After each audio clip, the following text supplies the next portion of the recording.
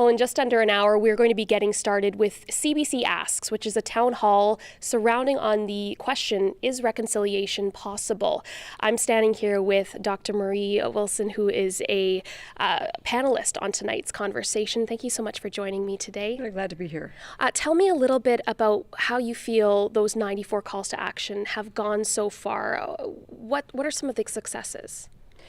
Well, when I and my fellow commissioners crafted those 94 calls to action, we put a lot of effort into trying to help Canadians understand and continue working from the perspective that the work to be done is not up to Indigenous people, and that the work of reconciliation is not an Indigenous challenge, that it really does belong to Canada, but not just to governments, to all sectors of society.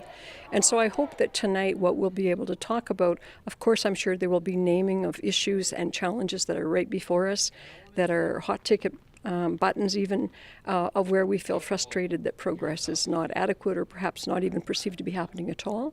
But a chance as well to think about what are some things that are going well, where we can be encouraged, where we can be inspired, and where we can keep working together to move forward in the ways that we can, because it is long-term work.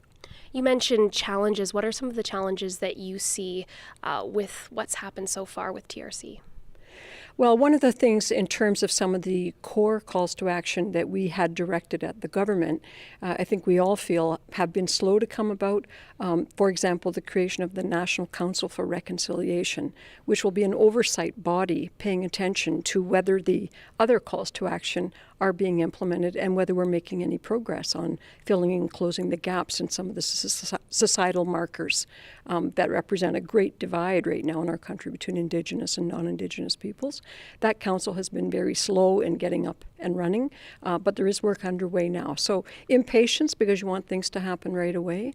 At the same time, externally in society, we only have to look around us in this province or elsewhere in the country to know that there are still really critical issues facing our society, both in the realities of what many Indigenous communities and individuals are experiencing, but also in the frustrations with the way our systems operate right now and the way they're perceived, and whether they're perceived to be doing things in a fair way or in a way that gives a fair shake to everyone.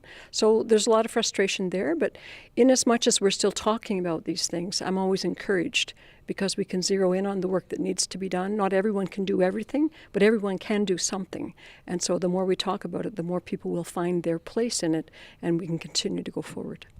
So you mentioned there are successes, there obviously are challenges. Do you think reconciliation is possible? Yes, I absolutely do.